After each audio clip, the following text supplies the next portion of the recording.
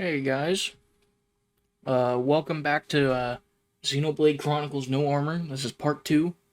If you haven't checked it out, make sure to check out part 1 for the rules and exceptions and how the run has been tackled so far. Without further ado, let's get into it. After Prison Island, Shulk and the gang are thinking about what they need to do now. As they prepare to leave, Callian tells Shulk that the Mechon are held up on the sword at Galahad Fortress. Alvis tells the group to go through Valak Mountain and goes with Shulk and the gang. We make our way through Valak Mountain and get to the High Antia Temple thing, and are tasked with getting a magma rock to melt the ice surrounding the door to it. This fight caught me off guard a bit, but with grinding we got Dunban's Inner Peace ability for our team and leveled up a bit to get Soaring Tempest, as well as just slightly more defense to take on the unique monster that had the rock. We move on and Alvis tells the lore of the temple, and Shulk gets a feeling he had been there before. The group moves toward the sword and is greeted by the Mechon piloted by Fiora, but is then attacked by Metalface, who reveals himself to be Mumkar. Mumkar threatens the group by holding Fiora hostage. Melia knocks over Metalface, and Shulk and the gang prepare to fight Mumkar on foot. This fight took me by surprise, but it wasn't too hard after some grinding to be able to dodge his attacks with Dunban. The Golden-Faced Mechon arrives and takes Fiora, and then the group starts running for the sword. Moving on to the sword, Dixon arrives with some new anti-Mechon weaponry. We gear up and set off.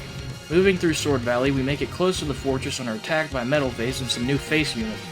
This fight was real tough, but with a good chain we were able to beat Metalface without him using his AoE ether attack. Mumkar kicks the bucket, and the gang moves on to Galahad Fortress. The fortress was not hard at all, and we moved through with ease. Inside the fortress, Silverface begins to attack us, and with no response, the group attempts to stop it. Goldface reveals he was the one controlling it, and also steals the Monado using the Apocrypha generator. Silverface fights back and the fortress begins collapsing. Shulk chases after Fiora and falls off as well as everyone else. Shulk wakes up on a beach and finds Fiora safe and gets water for her. She wakes up like her old self. Shulk and Fiora move out to find the others but stop to take a break as Fiora didn't feel too great. Some Mechons show up and Shulk has to fight them off alone. This fight scared the ever-living crap out of me since Shulk was practically useless alone. However, they thought ahead and made the fight easy to compensate, thankfully. Moving on, Ryan and Charla show up to help out, and afterwards they move out and find a way out, but are then approached by some people. Dunban, Ricky, and Melia meet up with the gang and learn the people are called the Machina, a machine life form of Mechanis. Inside the village, they meet Mikol, the father of the Goldface, whose name is Egil. He asks Shulk to kill Egil, and then another Machina named Linata works on Fiora. The gang is tasked with getting an item to fix her up, and the gang sets off for the Mechanis. Mechanis Field had nothing special about it other than grinding to keep up. At the end of the field, we are attacked by a Jade-faced Mechon and we have to play a cool fight, where we need to hide behind cover to avoid his attack. This wasn't too hard, just a bit scary since he's mostly ether AoE moves, and those wipe my team. We make the face retreat and move on to Central Factory with the help of Egil's sister, Linnea. Central Factory was the same as the field, just grinding. We make our way up in Neritha. Gatto was a tough cookie, man. It was an interesting fight, but with grinding and a good chain, we beat him before any real attacks could happen. The gang confronts Egil and loses to him, and Egil begins to reawaken the Mechanis, so the gang needed to get out. Fiora uses Maynard's power to keep everyone from falling, but it soon runs out, but they are caught by the junks, and they proceed to head back into the Mechanis to stop Egil from destroying the biomes. I was scared I wouldn't be strong enough, but luckily you can go back to the junks to leave the Mechanis and get leveled. I grinded up at Colony 9 and reconfronted Egil. The fight came clutch at the end. Shulk and Egil come to terms with one another, and Shulk is then shot by Dixon and Zanza appears. Zanza reveals he was using Shulk as a host the whole time, and Shulk has been dead for a while.